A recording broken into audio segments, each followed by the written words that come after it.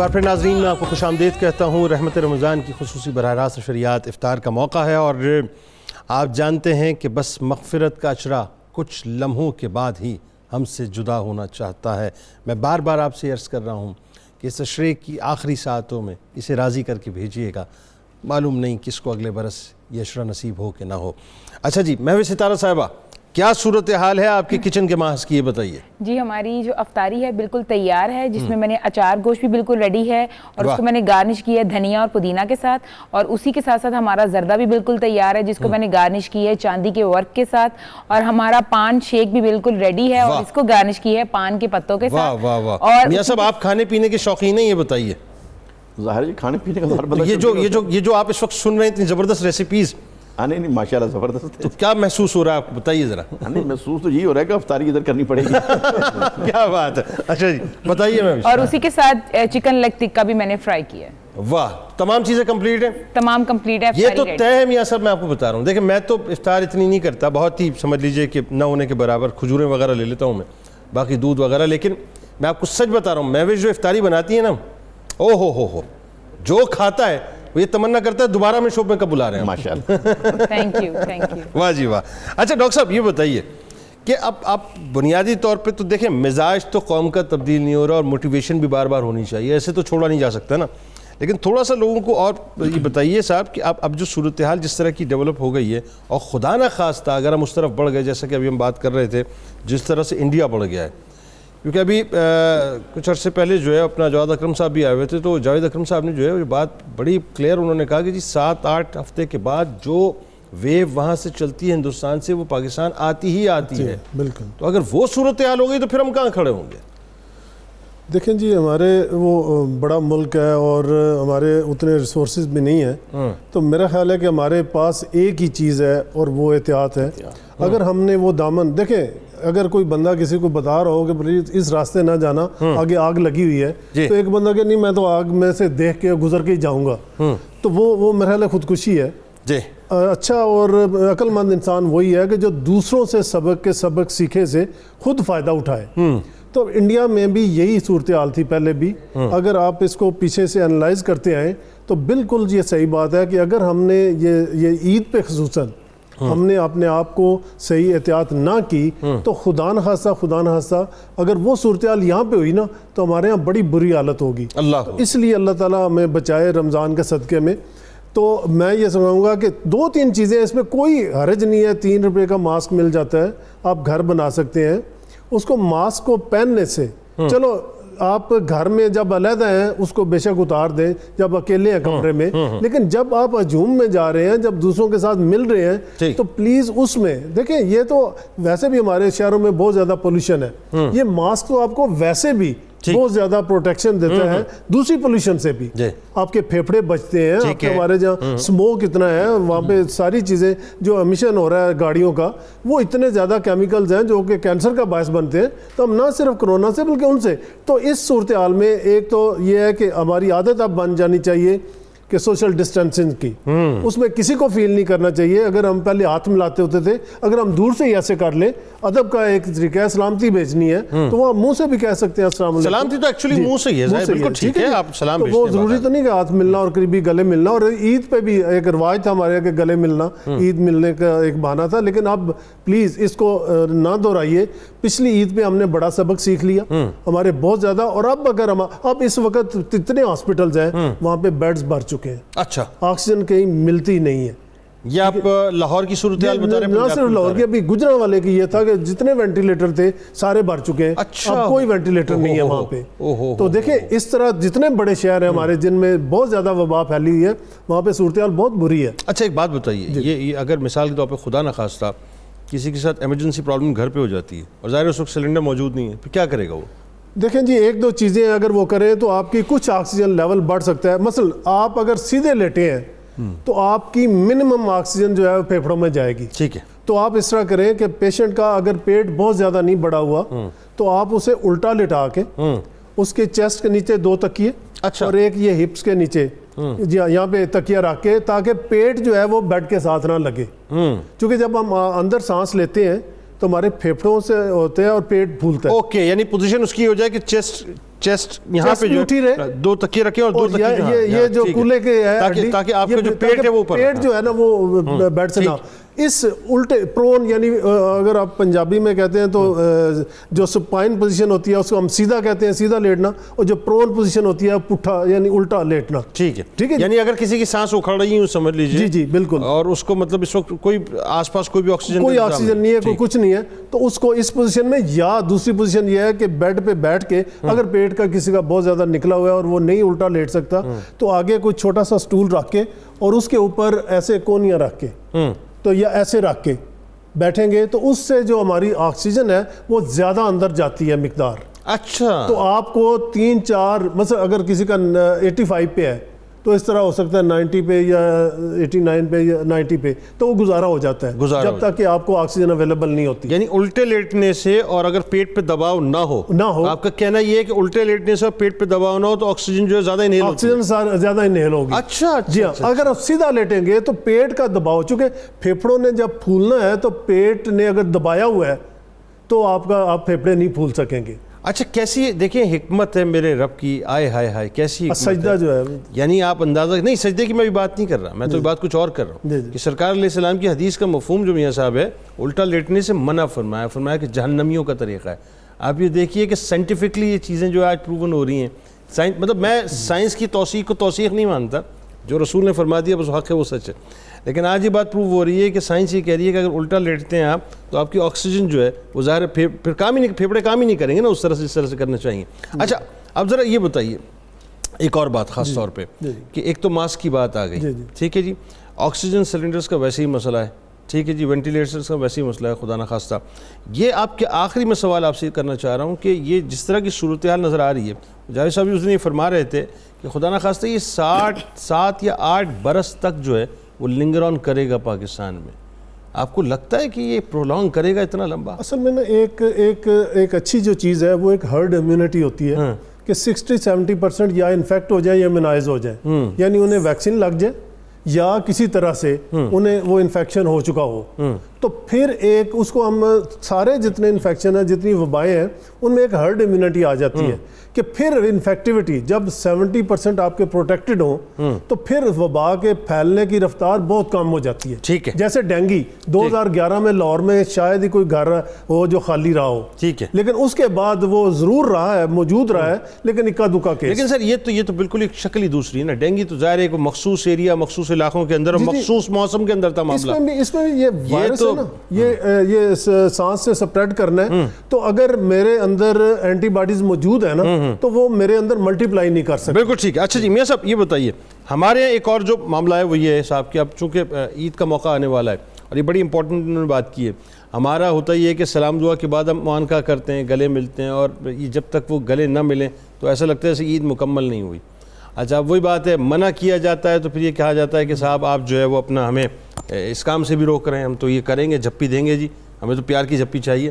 تو یہ پیار کی جھپی کے چکر میں تو ہم دوسرے لفظوں میں سوسائڈر بن کے جا رہے ہیں. بتائیے. نہیں، بطور خاص یہ جو عید آ رہی ہے اس میں کافی احتیاط کرنی چاہیے اور فاصلے سے ہی ملیں، دور سے ہی احترام کے ساتھ، جیسے ڈاکٹر صاحب نے بتایا. تو جو معانقہ کرنا ہے وہ تو بالکل بھی ٹھیک نہیں ہے ان حالات میں. نہیں کرنا چاہیے، نہ بالکل نہیں کرنا چاہیے، احتیاط کرنی چاہیے، احتیاط رکھنی چاہیے اور دور سے ہی ہر ایک کو ملے اور ہر ایک کو سمجھنا چاہیے. اس میں کسی کو محسوس کرنے کی بات بھی نہیں ہونی چاہیے.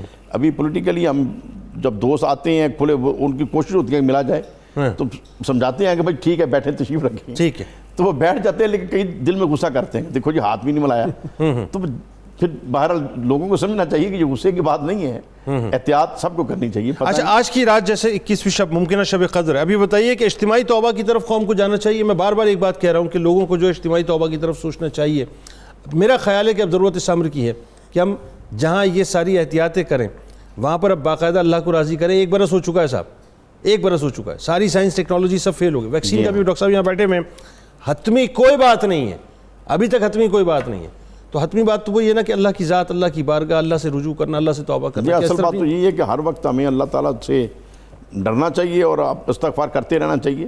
اور اجتماعی طور پر تو یہ تو حکومت کو چاہیے کہ اس کا ایک اعلان کرے، اور تاکہ اجتماعی طور پہ قوم اگر کسی اس کا اور امپیکٹ ہوتا ہے. اگر ساری قوم ایک وقت میں اللہ کے حضور گڑ گڑا رہی ہے تو وہ یقیناً پھر اس کے اثرات بھی اور ہیں، اس کی قبولیت کا انداز بھی اور ہے، اور انفرادی طور پہ تو ہم جس کو بھی توفیق ہوتی ہے وہ کرتا ہے اور کرتے رہنا چاہیے۔ آج کی رات کے حوالے سے بتائیے ذرا لوگوں یہ آج کی رات تو بطور خاص سب کو زیادہ سے زیادہ نوافل میں رہنا چاہیے، درود پاک پڑھنا چاہیے، استغفار کرنی چاہیے، پوری امت مسلمہ کے لیے دعا کرنی چاہیے، پوری دنیا کے لیے دعا کرنی چاہیے کہ اللہ تعالیٰ نبی پاک صلی اللہ علیہ وسلم کے صدقے رحمتیں نازل فرمائے اور سب کو بیماریوں سے محفوظ رکھے اور سب کو صحیح اور کامل ایمان عطا فرمائے، آمین اور جب بھی ہماری اخیر آئے تو حالت ایمان میں ہو۔ آمین۔ کیا بات ڈاکٹر صاحب، کیا فرمائیں آج کی رات کے حوالے سے؟ آج جو ممکنہ شب قدر ہے، 21ویں شب ہے، اس حوالے سے ذرا لوگوں کی اس کی فضیلت اہمیت کے بارے میں بتائیے۔ جی جنید بھائی، ایک میں بنیادی گزارش یہ کرنا چاہوں گا اپنے سننے والوں کے لیے کہ جس طرح ڈاکٹر صاحب نے بڑی تفصیل کے ساتھ ساری چیزیں بتائی ہیں، اب ہمیں یہ مان لینا چاہیے کہ جو علماء کے کام ہیں وہ اپنا کام کریں، جو اطباء کے کام ہیں وہ اپنے کام کریں۔ واہ۔ تو ہمیں ایک عالم کو کوئی حق نہیں بنتا کہ وہ خود ہی ڈاکٹر بننے کی کوشش کرے، واہ، اور واہ۔ جب آپ کے اطباء آپ کو بتا رہے ہیں تو وہ احتیاطیں آپ کو کرنی چاہیے، آپ کو ان پہ عمل کرنا چاہیے، اور جو آپ نے خود فرمایا اگر نہیں کریں گے تو وہ خودکشی بنے گی، ایسے ہی؟ اور خودکشی کریں گے تو پھر ظاہر اللہ بھی ناراض نہیں، ہوگا۔ آپ خودکشی بھی کر رہے ہیں اور آپ دوسرے لفظوں میں سوسائڈ بمبر بھی بن رہے ہیں۔ میں تو خودکش بمبار کہتا ہوں ان کو، من جو قتل کیریئر ہمیں تو نفساً، پتہ ہی نہیں نا ہم کیریئر ہیں کہ نہیں ہیں۔ اور لوگوں کے لیے آپ فساد کا باعث ہے نا، ایسا ہی تو بات جس ہی۔ طرح قرآن نے کہا پھر ساری انسانیت کے آپ قاتل بنتے ہیں، ٹھیک ہے۔ جس کا جو مینڈیٹ ہے وہ لینا چاہیے۔ اس پہ گفتگو کریں گے، اور میرے خیال ہے وقفہ اب ہمیں لینا ہے قصیدہ غوثیہ کے حوالے سے، تو قصیدہ غوثیہ کی جانب چلتے ہیں، اور انشاءاللہ جیسے قصیدہ غوثیہ سے لوٹیں گے ڈاکٹر صاحب موجود ہیں، انشاءاللہ پاکستان کے لیے، امت مسلمہ کے لیے، سب کے لیے انشاءاللہ مل کے دعا کریں گے۔ قصیدہ غوثیہ۔ الرحمن الرحیم اللهم صل على سيدنا ومولانا محمد معدن الجود والكرم وآله وبارك وسلم یا شاہ جیلا یا شاہ جیلا یا شاہ جیلا یا شاہ جیلا سقاني الحب كاسات الوصال فقلت لخمرتي نحوي تعالي سعت ومشت لنحوي في كؤوس فهمت بسكرتي بين الموالي فقلت لصائر الأقطاب لموا بحالي وادخلوا وانتم رجالي وهموا واشربوا وانتم جنودي فساق القوم بالوافي ملالي شربتم فضلتي من بعد سكري ولا نلتم علوي واتصالي مقامكم العلا جمع ولكن مقامي فوقكم ما زال عالي أنا في حضرة التقريب وحدي يصرفني وحسبي ذو الجلال أنا البازي واشأب كل شيخ ومن ذا في الرجال يعطي مثالي كساني خنعة بالطراز عزم وتوجني بتنجان الكمال واطلعني على سر القديم وقلدني وعطاني سؤالي وولاني على الأقطاب جمعا فحكمي نافذ في كل حال فلو ألقيت سري في بحار لسار الكل غورا في الزوال ولو ألقيت سري في جبال لدقت واختفت بين الرمال ولو ألقيت سري فوق النار لخمدت والتفت من سر حالي ولو ألقيت سري فوق ميت لقام بقدرة المولى تعالي يا شاہ جیلا یا شاہ جیلا یا شاہ جیلا یا شاہ جیلا وما منها شهور أو دهور تمر وتنقضي إلا أتالي وتخبرني بما يأتي ويجري وتعلمني فاقصر عن جدالي مريديهم وطب واشتح وغني وافعل ما تشاء فالاسم عالي مريدي لا تخف الله ربي أعطاني رفعة نلت المنال طبولي في السماء والأرض دقت وشوس السعادة قد بدالي بلاد الله ملكي تحت حكمي ووقتي قبل قلبي قد سفالي نظرت إلى بلاد الله جمع جمع عنك خردلة على حكم اتصالي وكل ولي له قدم إني على قدم النبي بدر الكمال مريدي لا تخواش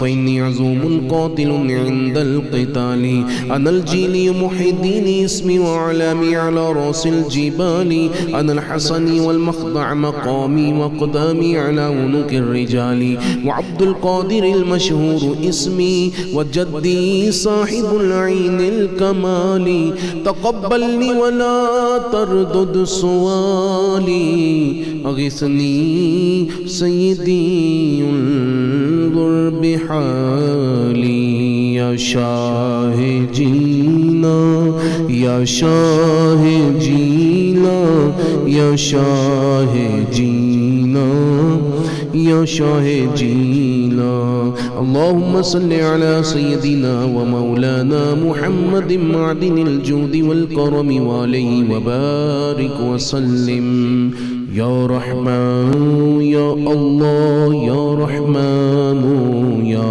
الله يا رحمن يا الله يا غفار يا الله يا غفار يا الله يا غفار يا الله يا رزاق يا الله يا رزاق يا الله يا رزاق يا الله يا سلام يا الله يا سلام يا الله يا سلام يا الله يا حي يا قيوم يا حي يا قيوم يا حي يا قيوم يا مسبب الأسباب يا مسبب الأسباب يا مسبب الأسباب الحمد للہ رب العالمین والصلاة والسلام علی سید الانبیاء والمرسلین والعاقبۃ للمتقین۔ اے رب رحمان، آج کے ہمارے اس روزے کو اپنی بارگاہ میں قبول فرما۔ ہم سب کا، ہمارے حاضرین کا، ناظرین کا، سامعین کا، سب کے روزے اپنی بارگاہ میں قبول فرما۔ ان 20 روزوں میں کی گئی ہماری ساری عبادات کو اپنی بارگاہ میں قبول فرما۔ دن کے روزے کو، رات کے قیام کو اپنی بارگاہ میں قبول فرما۔ ہمیں ہمیشہ اپنا اور اپنے پاک نبی صلی اللہ علیہ وسلم کا ذکر کرنے کی توفیق عطا فرما۔ یہاں موجود تمام حاضرین کی زندگی کے گناہوں کو معاف فرما۔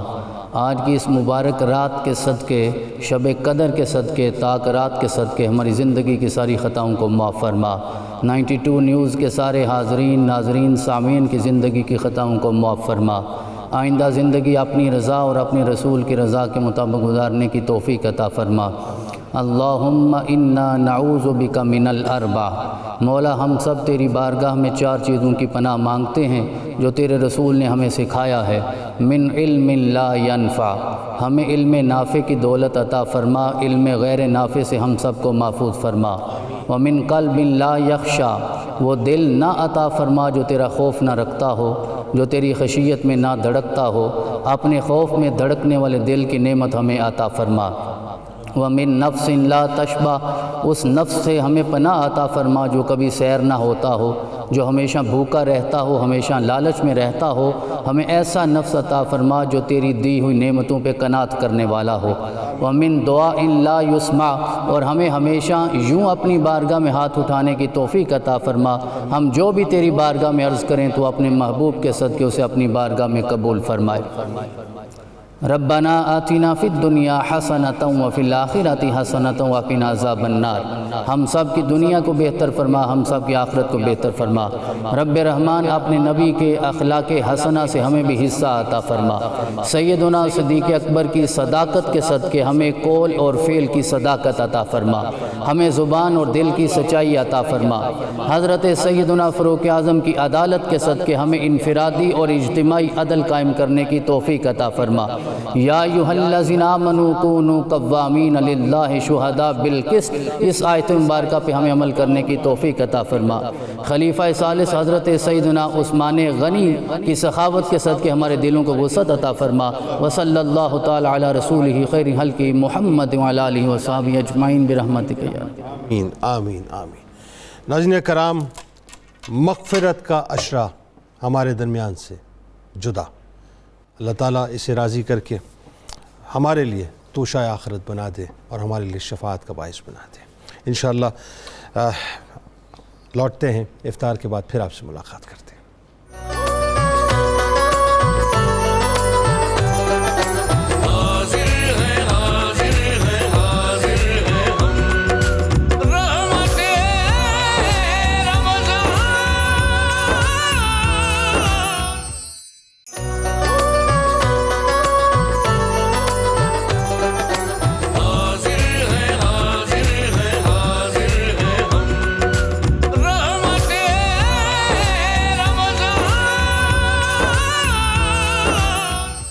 ایک بار پھر آپ کو میں خوش آمدید کہتا ہوں، اور دو ممتاز شخصیات اس وقت موجود. پہلی شخصیت میرے بائیں جانب آپ کے ہمارے ہم سب کے انتہائی قابل احترام ہیں، ممتاز اسکالر ہیں، محترم جناب ڈاکٹر سید حامد فاروق بخاری صاحب، اور دوسری شخصیت ممتاز اسکالر محترم جناب پروفیسر واصل اویس صاحب.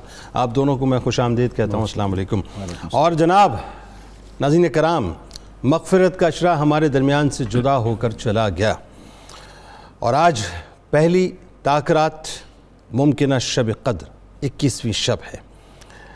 بات یہ صاحب کہ تھوڑا سا ہم بیٹھ کے ذرا سا طے کر لیتے ہیں اس بات کو، اگر آپ ٹیلی ویژن اسکرین کے سامنے موجود ہیں، کہ ہمیں یہ سمجھ لینا چاہیے کہ اللہ تعالیٰ ہم پر کتنا کریم ہے، کتنا رحیم ہے، اور کتنا وہ ہم پر کرم کی اور رحمتوں کی بارش کو برسانا چاہتا ہے.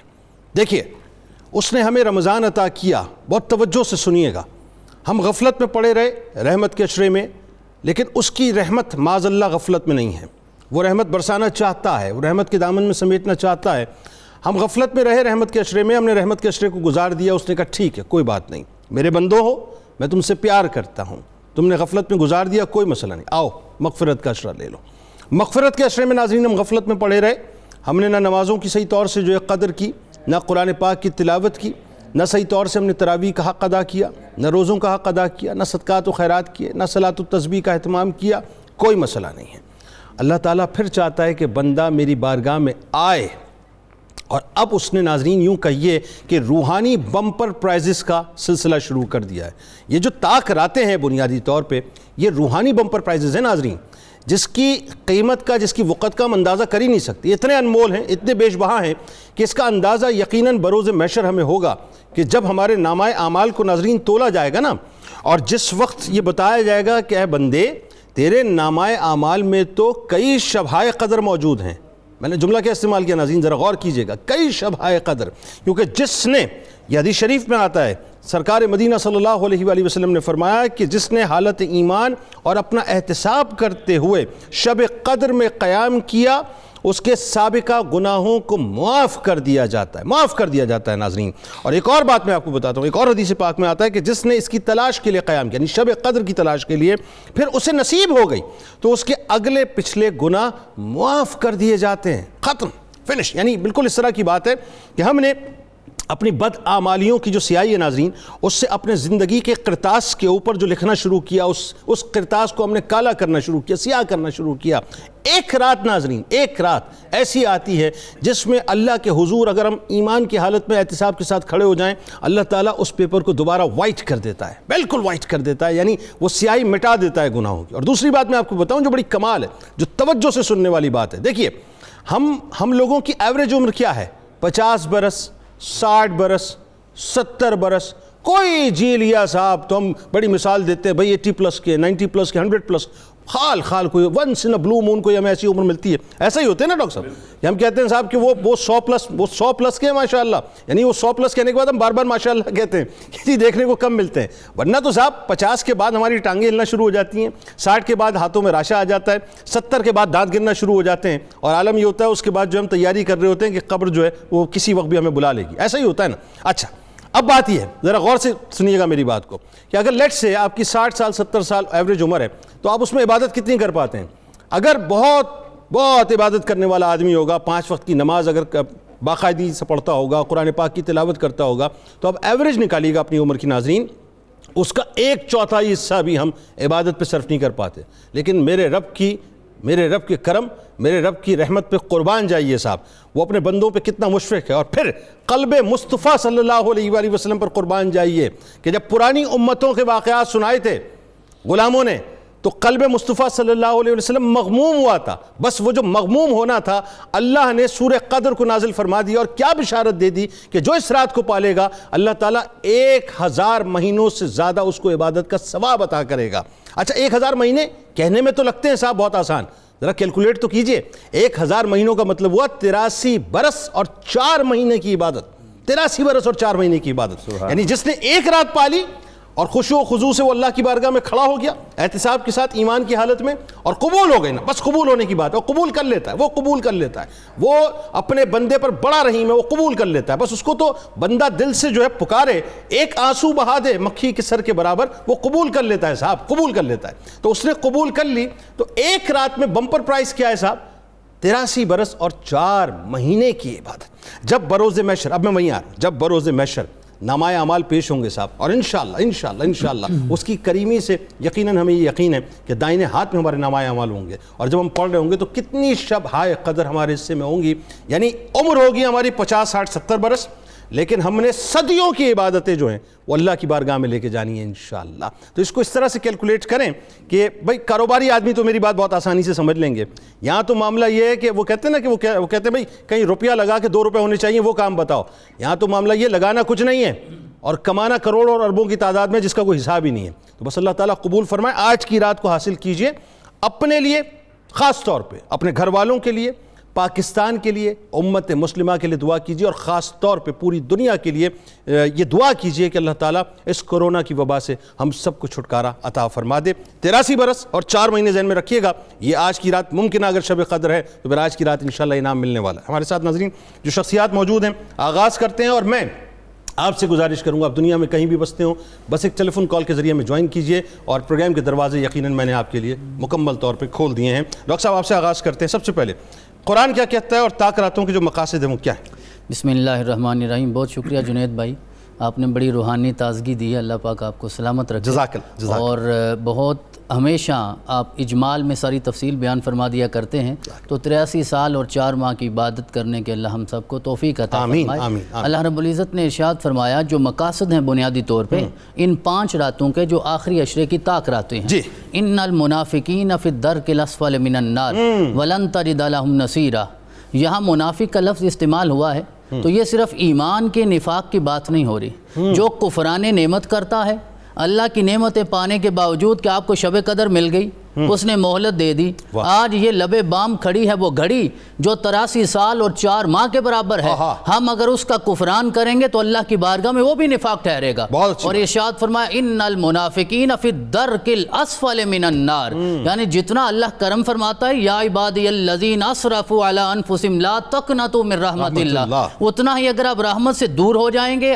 آج بھی غافل رہیں گے تو میرا رب مومنین میں شمار ہی نہیں کرے گا۔ الا الذین تابوا وَأَصْلَحُوا وَاعْتَصَمُوا بِاللَّهِ وَأَخْلَصُوا دِينَهُمْ لِلَّهِ۔ آپ نے پوچھا طاق راتوں کے مقاصد کیا ہیں، تو 4 مقاصد اللہ رب العزت نے بیان فرمائے۔ سب سے پہلے تو توبہ کیجئے، لیکن توبۃ النصوح کرنی ہے، سچی توبہ کرنی ہے، اصلاح نفس کرنا ہے، اصلاح اعمال کرنا ہے، پھر اللہ کی رسی کو مضبوطی سے تھامنا ہے، فرقہ واریت کو چھوڑنا ہے، ٹکڑوں سے اپنے شرازے کو دوبارہ جمع کرنا ہے، اللہ کی بارگاہ میں اور اس کے رسول کی بارگاہ میں جمع ہونا ہے، وَأَخْلَصُوا دِينَهُمْ لِلَّهِ، اور اپنی نماز کو، روزے کو، زکوٰۃ کو، اخلاق حسنہ کو اللہ کے لیے خالص کرنا ہے۔ اگر آپ کی نماز اللہ کے لیے خالص نہیں ہوگی تو اللہ اسے اپنی بارگاہ میں قبول نہیں فرمائے گا۔ سب سے پہلی چیز توبۃ النصوح ہے، جو خاص طور پہ سب سے بڑا مقصد ہے ان 5 راتوں کا جو طاق راتیں ہیں۔ میں توبۃ النصوح میں چند جملے عرض کرنا چاہوں گا مولا کائنات شیر خدا کے، کہ آپ جامع مسجد کوفہ میں تشریف فرما ہیں،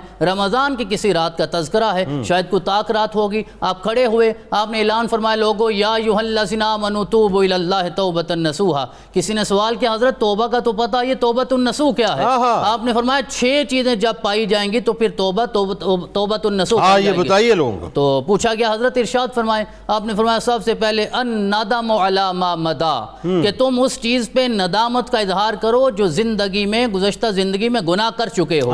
اگر اپنے گناہ پہ ندامت نہیں ہوگی تو توبہ کا آغاز ہی نہیں ہوگا، یا توبہ کے اختتام کی بات نہیں، ندامت سے آغاز ہوتا ہے۔ پہلے نادم ہونا ہے کہ میری زندگی میں یہ نماز رہ گئی، روزہ رہ گیا، میں نے کسی کو غلط کہا، یہ آغاز ہے توبۃ النصوح کا۔ دوسرا آپ نے ارشاد فرمایا العزم علی ترک العود الیہ ابدا، اس بات پہ پختہ عزم کرو کہ اب دوبارہ میں اس گناہ کی طرف کبھی نہیں پلٹوں گا، کبھی نہیں جاؤں گا۔ یہ عزم ہونا چاہیے، عزم مصمم ہونا چاہیے۔ اور اگر زندگی میں کسی مخلوق کا کوئی حق مارا ہے، اپنی بہن کا، بھائی کا، عزیز رشتہ داروں کا، جس طرح کہ عموماً ہمارے ہاں یہ ہوتا ہے، آپ کی اجازت سے یہ جملہ عرض کرنا چاہوں گا کہ وراثت کے وہ حق نہیں دیے جاتے جو قرآن نے بیان فرمائے ہیں۔ اگر یہ کر چکے ہو تو آج کی رات توبہ کرو، استغفار کرو، ندامت کا اظہار کرو، عزم مصمم کرو، ان تؤدی الی المخلوقین حقوقہم، اور جس کا بھی حق مارا ہے اس کا حق واپس کرو، حتی تلق اللہ، یہاں تک کہ تمہاری اللہ سے ملاقات ہو جائے۔ آگے آپ نے ارشاد فرمایا یہ ہے حقوق العباد، حقوق اللہ میں اگر کوئی چیز چھوڑی ہے نا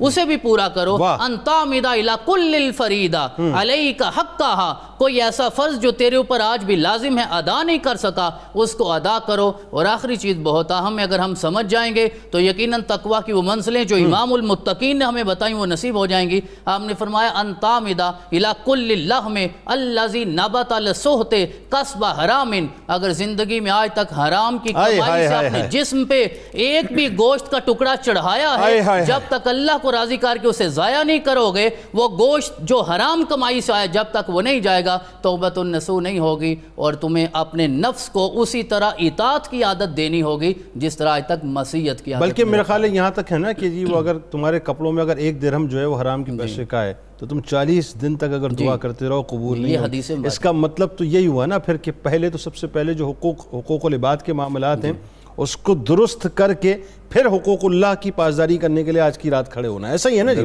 اس کا مطلب پہلے اپنے آپ کو پاک صاف کر لو، مطہر کر لو، پھر بارگاہ میں آ جاؤ۔ اچھا جی، ہمارے ایک کنسپٹ ہے، ہم اس طرح سے ایزی لیتے ہیں، اس طرح سے نہیں، اس طرح سے ایزی لیتے ہیں کہ اب 21، 23، 25 یا 29ویں شب کو ہم یہ سمجھتے ہیں ٹھیک ہے تا کراتے ہیں، فوکس ہم ہوتے ہیں 27ویں شب پہ، نزول قرآن کی شب ہے، تو ہم یہ سمجھتے ہیں کہ شب قدر یہی ہے۔ ذرا لوگوں کو یہ بتائیے صاحب کہ یہ 5 راتیں ہیں، یعنی 5 مرتبہ آپ کو جو ہے باقاعدہ قدرت نوک کرتی ہے کہ بمپر پرائز کے لیے قدرت تیار ہے، ہم تیار نہیں ہوتے۔ بسم اللہ الرحمن الرحیم۔ بہت شکریہ جنید بھائی، یہ سوال نہایت اہم ہے اس وجہ سے کہ جس قدر شب قدر کی فضیلت بیان ہوئی ہے، اب اگر اس سے کوئی محروم رہ جاتا ہے تو یہ زندگی کی سب سے بڑی محرومی ہے۔ اللہ اکبر۔ اس بارے میں تو حضور سید عالم صلی اللہ علیہ وسلم کا ارشاد مبارک بھی ہے، من حرمہا فقد حرم الخیر کلہ، جو اس شب قدر کی فضیلتوں اور اس کے ثواب سے محروم رہ گیا تو وہ گویا تمام خیر سے ہی محروم رہ گیا۔ اللہ، اب اگر ہم نے یہ تو ٹھیک ہے کہ ہمارے فقہاء نے، محدثین نے وہ حدیثیں، وہ روایات بھی نقل فرمائیں اور ان سے استنباط بھی کیا جن سے یہ پتہ چلتا ہے کہ زیادہ تر رجحان علماء و محدثین کا اس پر ہی ہے کہ 27ویں شب ہی شب قدر ہے۔ لیکن جن لوگوں نے ان روایات کو درج کیا اور اپنا رجحان اس طرف بتایا، انہوں نے بھی ساتھ میں یہ بات کبھی نہیں کہہ دی کہ باقی شب جو طاق راتیں ہیں ان میں اس کا کوئی امکان ہی نہیں ہے۔ آپ بڑا خوبصورت لفظ ایک انٹرو میں استعمال کر رہے تھے، ممکنہ شب قدر۔ یہ جو ممکنہ شب قدر، امکان اس کو تو کسی نے بھی رد نہیں کیا، امکان تو بہرحال موجود ہے۔ 27ویں شب پہ ابی بن کعب رضی اللہ تعالیٰ عنہ صحابی رسول ہیں، وہ قسم کھاتے ہیں کہ میں قسم کھا کے کہتا ہوں یہی شب قدر ہے۔ اب ظاہر ہے ان کی قسم کے بعد لوگوں کا ایک اعتقاد بن جاتا ہے۔ حضرت عبداللہ ابن عباس رضی اللہ تعالیٰ، ابی بن کعب ان کا بھی حضرت عبداللہ ابن عباس، بالکل ان کا بھی ہے۔ عبداللہ ابن عباس رضی اللہ تعالیٰ عنہ تو استدلال کیا کرتے تھے اس کے حرفوں سے، اس کے لفظوں سے کہ 27ویں کی شب ہے۔ عبداللہ ابن مسعود بھی یہی فرماتے ہیں کہ یہ ہے۔ امام اعظم ابو حنیفہ کا بھی یہی موقف ہے۔ لیکن ان سب نے جو موقف اپنایا ہے سوائے ابی ابن کعب رضی اللہ تعالیٰ عنہ کے باقی کسی نے قسم نہیں کھائی۔ ابی ابن کعب رضی اللہ تعالیٰ عنہ اس کی قسم کھاتے ہیں اور وہ بھی اس کے ساتھ ایک علامت بتاتے ہیں، یعنی جہاں وہ بات کرتے ہیں تو وہ کہتے ہیں، پوچھا جاتا ہے ان سے کہ آپ قسم کھا رہے ہیں اس بات پر کہ یہ 27ویں شب ہی شب قدر ہے، یہ بات کوئی علامت ہے جس سے آپ نے پہچانا؟ انہوں نے کہا ہم نے بارہا اس کا تجربہ کیا ہے کہ جب 27ویں کی شب کے بعد سورج نکلتا ہے تو اس کی شعاعیں کم ہوتی ہیں، جو علامت ہمیں سرکار دو عالم نے سمجھائی، ٹھنڈک ہوتی ہے۔ اس کا مطلب یہ ہے کہ وہ اس کی دلیل علامت سے لے رہے ہیں بہرحال۔ لیکن اس کے باوجود جبکہ ابی ابن کعب کا یہ قول موجود تھا، تب بھی بعد میں آنے والے محدثین نے صرف اسی قول پر رک کر یہ نہیں جزمن کہہ دیا کہ 27ویں ہی شب قدر ہے۔ امام شافعی رحمۃ اللہ علیہ آپ تو اس روایت کو اصح الروایات کہتے ہیں جس میں 21ویں شب کو شب قدر قرار دیا گیا ہے. اچھا حضرت ابو سعید خدری رضی اللہ تعالیٰ عنہ کی جو روایت بخاری شریف اور مسلم شریف دونوں میں ہے، اس روایت میں یہ ہے کہ ابو سعید خدری رضی اللہ تعالیٰ عنہ وہ کہتے ہیں کہ ہم حضور صلی اللہ علیہ وسلم کے ساتھ اعتکاف میں بیٹھے ہوئے تھے. رمضان کا درمیانی عشرہ جب گزرا 20 رمضان ہوئی تو سرکار دو عالم صلی اللہ علیہ وسلم نے ارشاد فرمایا جو لوگ میرے ساتھ اعتکاف میں بیٹھے ہوئے تھے اپنے اعتکاف کے مقامات پر واپس لوٹ جاؤ، اس لیے کہ مجھے رات شب قدر کی دکھائی گئی، ٹھیک ہے، مجھے پھر وہ بلا دی گئی. اب میں تمہیں یہ بتا رہا ہوں کہ اس کو آخری عشرے کی طاق راتوں میں تلاش کرو. ٹھیک ہے. میں نے خود کو رأیتنی اسجد فی الماء والطین، میں نے اپنے آپ کو پانی اور مٹی میں سجدہ کرتے، مٹی کے اوپر سجدہ کرتے دیکھا ہے. یہ بات جب آپ نے ارشاد فرمائی، ابو سعید خدری کہتے ہیں آسمان پر بادل کا کوئی نشان نہیں تھا اس وقت میں. ہم واپس حجروں میں اپنے میں اعتکاف والا جو معاملہ تھا وہ دوبارہ سے بیٹھ گئے، شروع کر لیا. پھر 21ویں رات جب آتی ہے تو بارش ہو جاتی. 21ویں رات کی صبح کو بارش کی وجہ سے مسجد نبوی کی چھت ٹپکتی ہے، کیونکہ کھجوروں کی شاخوں سے بنی ہوئی ہے، وہ ٹپکتی ہے. ہم صبح دیکھتے ہیں کہ سرکار دو عالم صلی اللہ علیہ وسلم جب سجدہ فرما رہے تھے تو گیلی مٹی پہ سجدہ فرما رہے تھے، اور آپ جب سجدہ فرما کے نماز سے فارغ ہو کے ہماری طرف پلٹے ہیں تو ہم نے آپ کی پیشانی پر پانی اور مٹی کے آثار دیکھے ہیں. اب وہ جو فرمان کل آپ نے ارشاد فرمایا تھا وہ اب سب کی آنکھوں کے سامنے تھا. حضور نے فرمایا کہ مجھے شب قدر دکھائی گئی ہے اور میں نے پانی اور مٹی پر سجدہ کرتے خود کو دیکھا ہے. اللہ اکبر. اللہ ابو سعید خدری کہتے تھے وہ 21ویں شب تھی. اب اس بات کو 21ویں شب قدر قرار دے کر امام شافعی کہتے ہیں یہ اصح روایات ہے. ساری روایتوں سے جو بہترین صحیح ترین روایت ہے شب قدر کے حوالے سے وہ یہ. اللہ اکبر. تو امکان کو کیسے واللہ ورسولہ عالم. بات یہ واللہ ورسولہ اصل بات یہ ہے. دیکھیں ہمیں طاق راتوں سے کی فضیلت سے محروم نہیں رہنا ہے. بات یہ ناظرین وہی بات ہے. 5 اٹیمپٹس ہیں زندگی میں، کس کو پتہ کس کی زندگی کتنی ہے صاحب. سب دیکھیں نا، آپ قریب کے لوگ تھے وینٹیلیٹر پہ چلے گئے، خدا نہ خواستہ اس کے بعد کیا ہوا، چلے گئے، تو کسی کو نہیں پتہ. لیکن یہ 5 اٹیمپٹ زندگی میں ابھی ہیں. ان 5 اٹیمپٹس کو ناظرین اٹیمپٹ کرنا ہے. ہمارے ساتھ رہیں کیونکہ لوٹ کے آپ کو بتائیں گے کہ سرکار علیہ السلام کے معمولات یہ طاق راتوں میں کیا ہوتے تھے اور ہمیں ایک مسلمان کو آج کیا کرنا چاہیے. جا کے لوٹ کے آتے ہیں.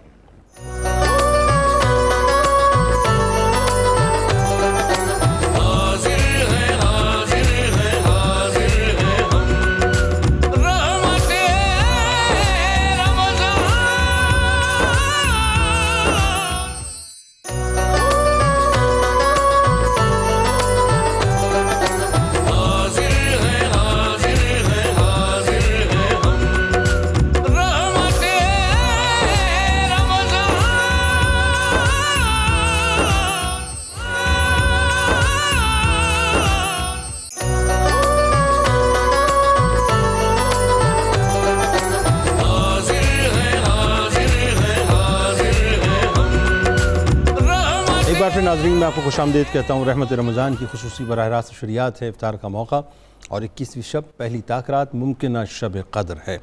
اس وقت مجھے پتہ ہے دنیا میں جہاں جہاں آپ ہمیں دیکھ رہے ہیں آپ کے ذہن میں اب اگلی بات یہ ہوگی کہ سرکار علیہ السلام کیسے طاق راتوں کو گزارا کرتے تھے، کیسے عبادتیں کیا کرتے تھے. سرکار علیہ السلام کیسے اپنے رب سے ہمارے لیے، ظاہر میں آپ کو ایک بات بتاؤں ناظرین، سرکار علیہ السلام نے ہمارے علاوہ کچھ مانگا ہی نہیں ہے.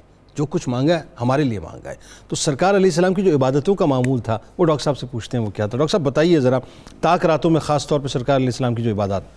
ام المومنین حضرت سیدہ عائشہ صدیقہ رضی اللہ تعالیٰ عنہ روایت کرتی ہیں کہ جب رمضان کا آخری عشرہ داخل ہو جاتا تھا تو رسول اکرم کا معمول یہ ہوتا کہ شد میزارہ ہو، آپ اپنا اظہار بند کس لیتے تھے اور عبادات کی اتنی زیادتی فرماتے تھے کہ یہ آیات جو ہیں نا یہ رمضان کے آخری عشرے میں ہی نازل ہوئیں کہ قم اللیل الا قلیلا وَأَحْيَا لَيْلَهُ، آپ اپنی راتوں کو زندہ کر لیتے. وَأَيْقَظَ أَهْلَهُ، اور اپنے ساتھ اپنے اہل و عیال کو بھی جگا کے اللہ کی بارگاہ میں پیش کر دیتے. یہ بات سمجھنے والی ہے جنید بھائی کہ خود انسان تو کوشش کرتا ہے، لہذا اپنی اولاد کو، اپنے اہل و عیال کو، میاں بیوی سب کو مل کے اللہ کی بارگاہ میں پیش اگر انسان ہونا پھر پتہ نہیں وہ کیا کیفیت ہوگی اور میرا رب کیسے اسے اپنی بارگاہ میں قبول فرماتا ہے. اور رسول اکرم جب جگاتے نا اپنے گھر والوں کو، تو ساتھ یہ آیت مبارکہ تلاوت فرماتے اللہ یا ایھا الذین آمنوا قوا انفسکم واہلیکم نارا، کہ اپنے آپ کو بھی آگ سے بچاؤ، اپنے گھر والوں کو بھی آگ سے بچاؤ، اللہ اکبر۔ کیونکہ تمہارے گھر والے بھی اس آگ کا ایندھن بن سکتے ہیں۔ اس لیے میرے آقا نے یہ جس طرح آپ نے خود ارشاد فرمایا، میرے آقا تو ہماری تعلیم کے لیے کر رہے ہیں، یہ ہماری تعلیم کے ہماری لیے، تعلیم یہ آیت کے لیے، سنانا بھی ہماری تعلیم ہماری تعلیم کے لیے، کیونکہ رسول اکرم کے لیے تو ہر رات ہی شب قدر ہے۔ بالکل ایسا ہے۔ آپ کے لیے 21ویں ہو، 23ویں ہو، 25ویں ہو، 27ویں ہو، آپ کے علم میں تو سب کچھ تھا نا۔ صحیح۔ یہ تو ہماری تعلیم کے لیے ہے کہ تمہیں جب اللہ کی بارگاہ میں پیش ہونا ہے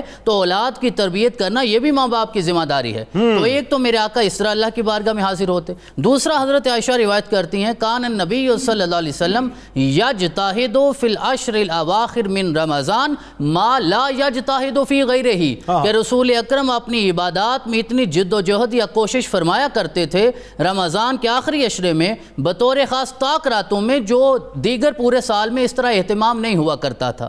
اب میرے نبی یعنی یوں کہیں کہ اہتمام اپنے عروج پہ دیگر سال، مطلب سال کے مہینوں میں ہوتا تھا، اس کو اوج کمال پہ پہنچا دیا گیا۔ کمال پتہ نہیں کیا کیفیت ہوتی ہوگی کہ رسول اکرم، سبحان اللہ، اور جو سب سے اہم بات وہ یہ ہے کہ حضرت جبریل حاضر ہوتے رسول اکرم کی بارگاہ میں، اور میرے آقا کریم علیہ تحیت و ثنا کے ساتھ آ کر قرآن پاک کا تکرار 2 بار فرمایا کرتے تھے۔ بڑی اہم بات۔ تو قرآن کی تلاوت جو ہے اس میں بھی رسول اکرم اضافہ فرما دیا کرتے تھے۔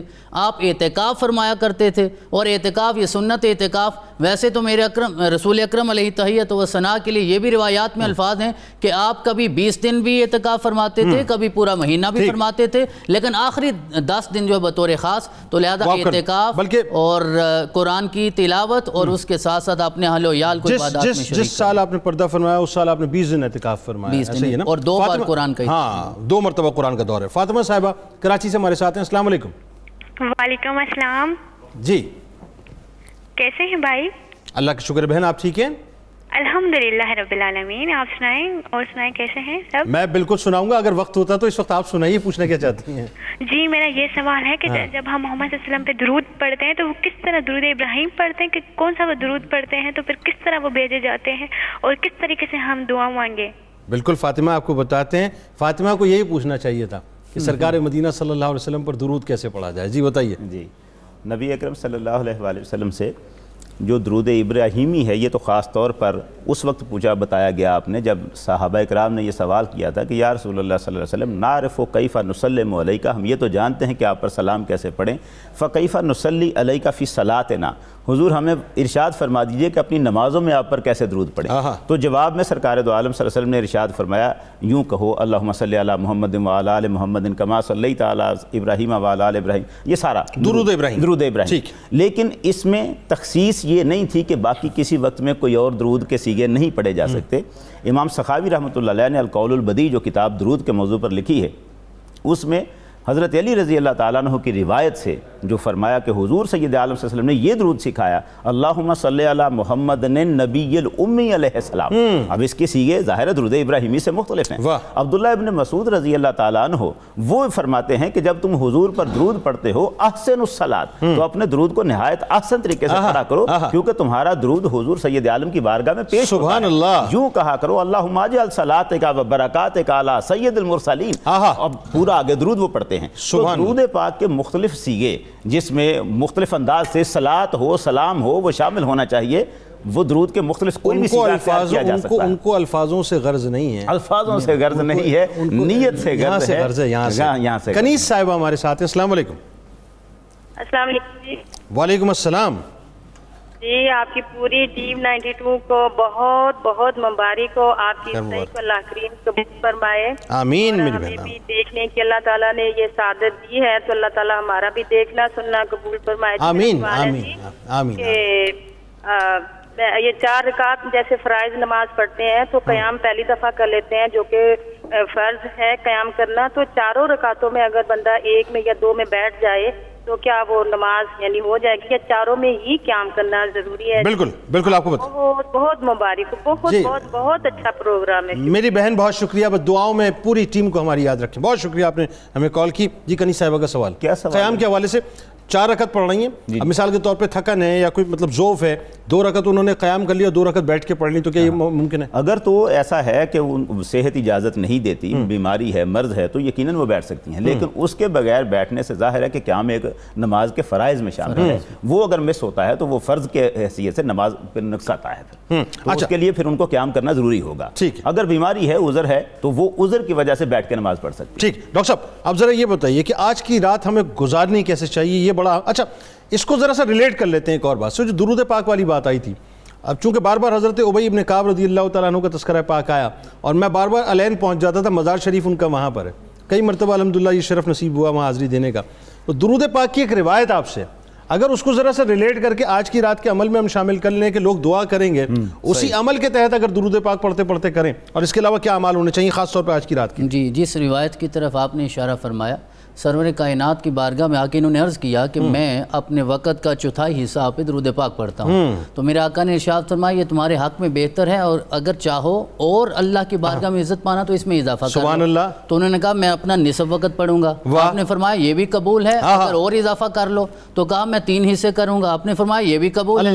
پھر کہنے لگے آقا میں اب ہر وقت یہاں پہ درود پاک پڑھتا رہوں گا. سرکار نے کیا فرمایا؟ میرے آقا نے ارشاد فرمایا اگر ہر وقت مجھ پہ درود پڑھتے رہو گے, میرا رب تیری زندگی کے سارے غم دور کر دے گا, تمہیں وہ برکتیں عطا فرمائے گا جو کسی اور کو نصیب نہیں. 2 جملوں میں آپ دونوں اعمال بتا دیجئے آج کی رات کیا کرنا چاہیے. آج کی رات ایک تو قرآن کی تلاوت زیادہ سے زیادہ کرنی چاہیے, صلاۃ و تسبیح پڑھنی چاہیے, صلاۃ و تسبیح, سبحان اللہ. بلکہ آپ یہ لوگوں کو تلقین کر دیجئے نا کہ یہ 10 دن ہیں, اگر روز صلاۃ و تسبیح پڑھیں تو کیا اس میں مطلب مذائقہ ہے؟ بالکل پڑھنی چاہیے. اور صلاۃ و تسبیح کی جو برکات ہیں, یعنی ایک دفعہ اگر انسان اپنی زبان سے لفظ سبحان بولتا ہے تو میرا رب اسے جنت میں کتنے انعامات عطا فرماتا ہے. تو ایک رکعت میں کتنی بار, 20ویں بار, 70 مرتبہ بلکہ انسان 300 مرتبہ سر 4 رکعت, وہ تو 4 رکعتوں میں ہوگا. تو اگر ہر روز انسان اسے پڑھتا ہے اور قرآن کی تلاوت میں اضافہ کرتا ہے, اور میں پھر یہ عرض کروں گا کہ اپنی اولاد کو, اپنے بچوں کو, اپنی بچیوں کو ساتھ کھڑے کر کے پڑھائیں. اگر آپ خاوند محترم ہیں تو بیوی کو ساتھ کھڑا کیجئے, اور اگر آپ گھر والی ہیں تو اپنے گھر والے کو ساتھ کھڑا کیجئے, اور سارے مل کے اللہ کے دروازے پہ جا کے پنجتن پاک کے صدقے مانگیے, پھر رب کتنا عطا فرماتا ہے. کیا اچھی بات ہے. 2 جملوں میں وقت بالکل ختم ہو گیا, صرف 2 جملے. حضرت عائشہ صدیقہ رضی اللہ تعالیٰ عنہ نے عرض کیا تھا, یا رسول اللہ صلی اللہ علیہ وسلم اگر میں شب قدر کو پالوں تو کیا کروں؟ ٹھیک. تو سرکار نے فرمایا تھا یوں دعا مانگو, اللہم انکا عفو تحب العفو فاعف عنی, پروردگارا اللہم انی اسألک العفو والعافیہ. تو عفو و عافیت کی جو دعا ہے یہ ہے جو ہمیں مانگنی ہے. معافی بھی اللہ سے مانگنی ہے گناہوں کے لیے, اور آفتوں سے عافیت بھی مانگنی ہے. سبحان اللہ. جی معروف ثنا خان جناب حبیب اللہ بھٹی صاحب ہمارے ساتھ اس وقت تشریف فرما ہیں. میں آپ کو خوش آمدید کہتا ہوں. السلام علیکم. مجھے اجازت دیجیے انشاءاللہ ناظرین, رات کو زندگی رہی تو ساری کے وقت 2 بجے پاکستانی وقت کے مطابق ملاقات ہوگی, اور آج چونکہ مولا کائنات مولا علی کرم اللہ وجہ الکریم کی شہادت ہے تو انشاءاللہ ان کی بارگاہ میں خصوصی نذرانہ عقیدت پیش کریں گے. اس دعا, اس امید, اس یقین کے ساتھ اجازت دیں. اللہ تعالیٰ آپ کا, ہمارا, ہم سب کا حامی و ناصر ہو. آمین. جناب